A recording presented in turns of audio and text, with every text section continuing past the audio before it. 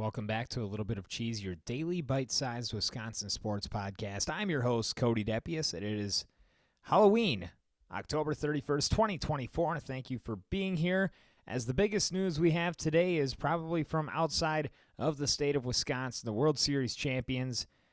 The crown is going to L.A., the Los Angeles Dodgers taking down the Yankees after being down 5-0 in Game 5, able to come all the way back.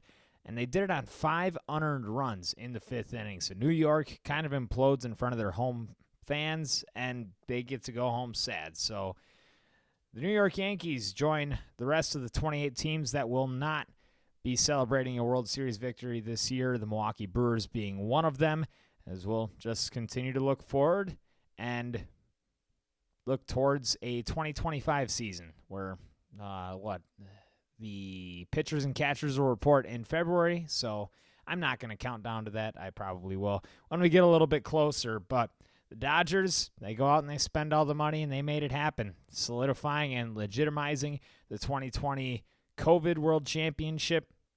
They just played the best team in baseball in the Padres. They beat the hottest team in baseball in the Mets, and they just took down the evil empire, the New York Yankees. But that Yankees team, I was never too high on. I think the National League as a whole was much better than the American League. So in the end, not a surprise that the National League was able to come out with a title. I personally, going into this, did not think that LA had the pitching to do it, but they were able to scrape things together, and guys just did their job. And Freddie Freeman hit 4 home runs in 4 games to start out that World Series. He just got hot. Kike Hernandez got hot over the playoffs. The team was just so solid, top to bottom, their entire lineup. You had Will Smith, who was probably the second best catcher in the National League behind William Contreras. He was hitting 8th in that Dodgers lineup. And Gavin Lux, a second baseman who had 250 this year, was batting 9th. That lineup was so good, and their bullpen proved to be very, very solid as well. Blake Trinan just went nuclear. Walker Buehler coming on and giving the Dodgers the last out of the series. He's typically a starting pitcher, but LA just did their job. Dave Roberts, the manager at the helm, pulled all the right strings and able to take down the mighty New York Yankees in 5 games. So congrats to LA.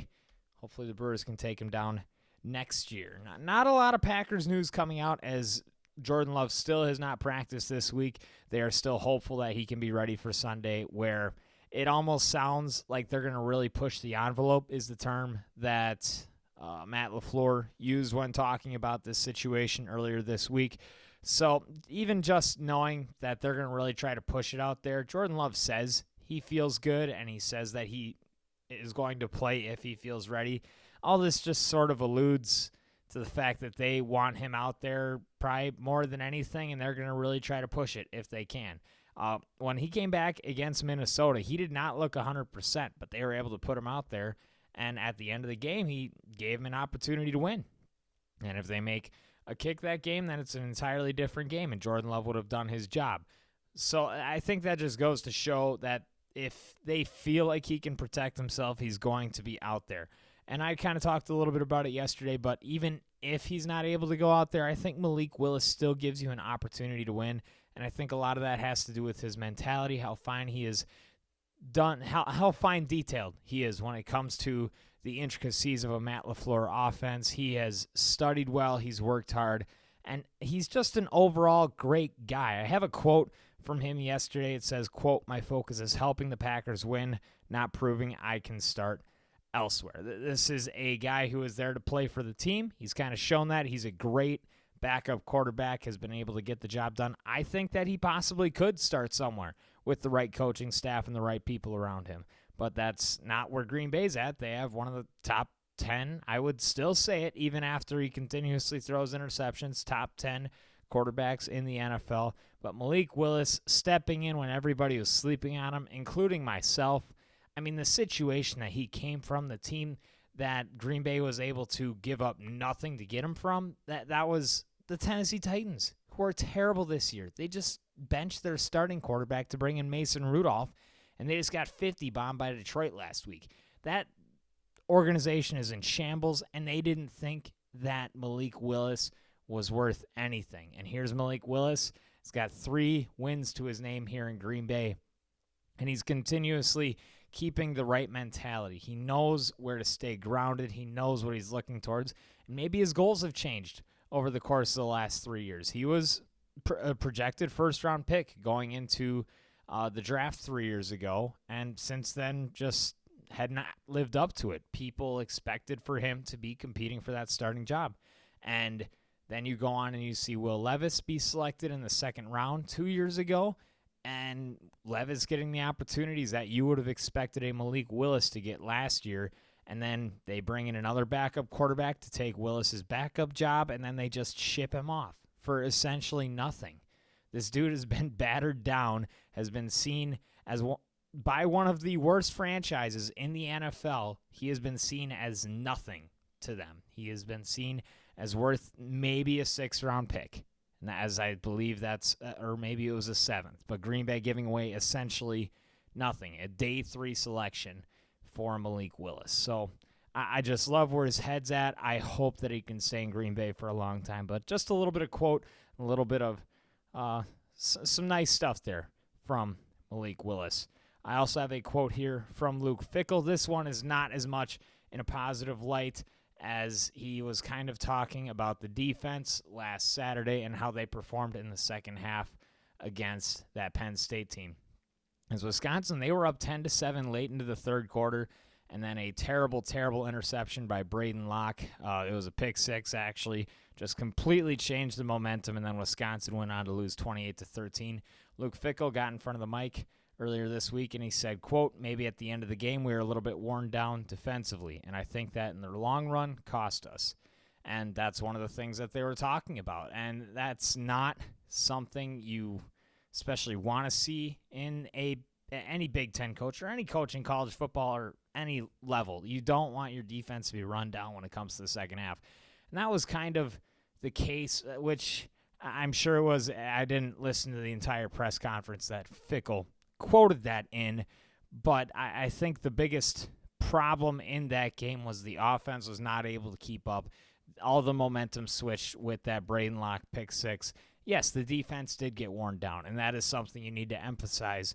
There is no reason your second line can't come in and at least perform a little bit against a Penn State team, which I said it before. I don't think that they're a top 4 team in the nation. We're going to see that kind of shake up when it comes to the end of the year, but they are not a superpowered team. That is the team that you want to see Wisconsin going in and competing against.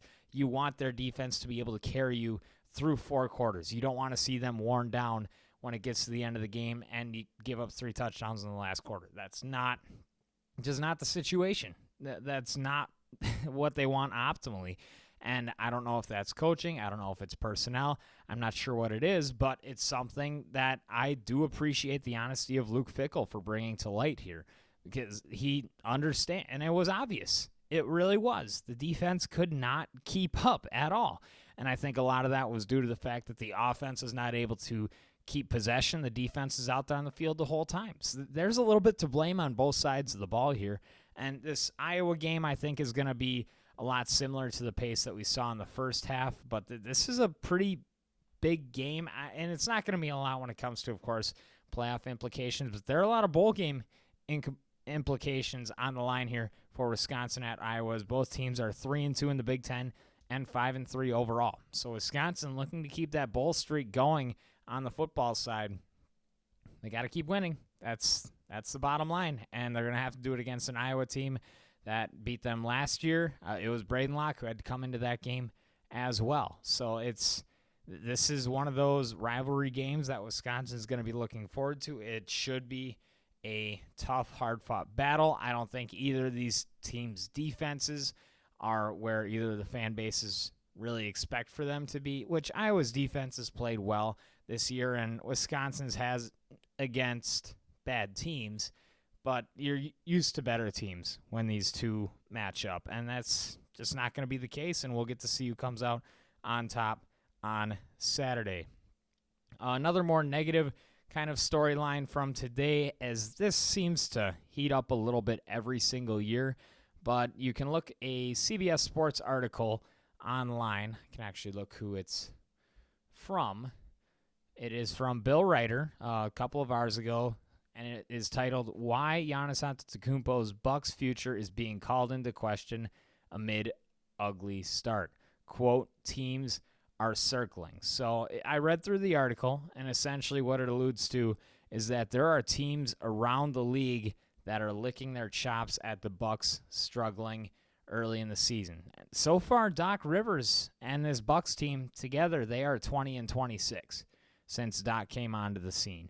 And of course, he didn't come into a situation that was great, but he has a fresh start this year, and the team has just looked slow and sluggish. And if this continues to happen, then maybe Milwaukee feels that they have to trade him. And it sounds like Giannis has a little bit of a wish list that people are talking about. It includes the Heat and the Brooklyn Nets, and I don't know. I think a lot of this is just gibberish once again. Like I said, we talk about this, it feels like almost every single year with Giannis because it's a small market, and the NBA certainly doesn't want one of their best players to be playing in a small market like Milwaukee. So I think it kind of gets circulated around a lot of your news outlets that Giannis shouldn't be in Milwaukee. And that's just the beauty of being a fan of a small market team. And I don't see this. I really hope that this doesn't go anywhere, but if Milwaukee continues to lose and it looks like they're out of a playoff spot, maybe you see this championship window is a lot shorter and tighter than we thought before. There are players that are aging. You want to see a little bit of turnover. You want to see some young, fiery youth. But the bottom line here, Milwaukee is just not drafted well in the last couple of years. They have not brought in any talent to compete in their starting five through the draft, and that can continuously hurt a franchise. Sometimes you got to find a diamond in the rough, and they just haven't been able to, or they've had to bring in experienced veterans.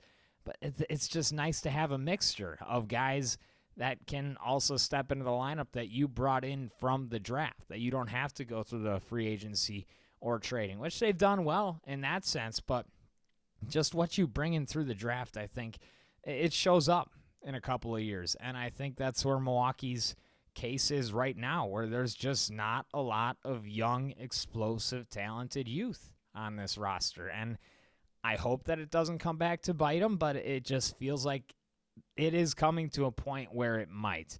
You have two of the best players of this generation on the same team. There's absolutely no reason this team should not have a top 3 seed in the East. And they've started out sluggish. They've lost to the Bulls. They've lost to the Nets. It hasn't been a great start to the season for Rivers and Giannis and Lillard as a unit. Individually, Giannis and Lillard have good numbers, but where everybody else is coming behind them, they just haven't showed up to the capacity that they can go and win ball games consistently. So we'll see how this goes. Giannis is signed through the 27-28 season. I mean, if there is a trade for Giannis, there is going to have to be a huge package in return. And it's kind of unfathomable. It's hard to even think about what that package could even be, because this is one of the greatest basketball players of all time. And Milwaukee did get their ring with them, and you do have to cherish that. But it just feels like there's been a little bit of robbing in the last couple of years, because this team has come in and they have had so much talent come through that city of Milwaukee, and they have just the one ring to show for it. It feels like it just has to happen again, but I think a lot of it comes down to luck, and I think a lot of it has to come down to the fact that Milwaukee just hasn't drafted well. So we'll have to see if some guys can step up. It's going to have to be more than just Giannis and Dame. I know Chris Middleton will help, but we'll see to what capacity. I don't know. This is a team that is underperforming. Yes, we're only 4 games in. We don't need to overreact. I didn't start this. This was CBS Sports. They started this. They started the whole conversation again, saying that Giannis might not be in Milwaukee for the long term. And I want to just shove it off, but it just feels like there's a little bit of a downward slope. That's kind of how it feels on the inside. I hope that they can turn it around. I hope that Doc Rivers can rally the troops and they can go on a nice run and look like one of the best teams in the NBA. Because, and I'm going to be honest, I'm going to be honest. Sorry, I just had to at that point.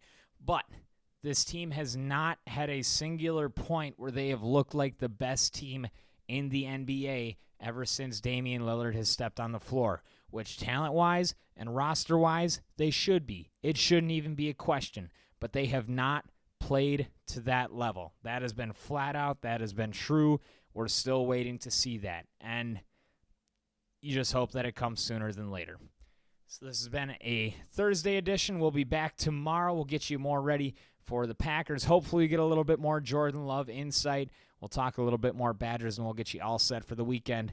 But no more baseball until February. Don't worry. I'll get it in the mix as we'll see how the podcast kind of evolves. I got some more ideas that are going to be cooking up, and we'll see where things go from here. But we will be back tomorrow for another Friday edition of A Little Bit of Cheese, your daily bite-sized Wisconsin sports podcast.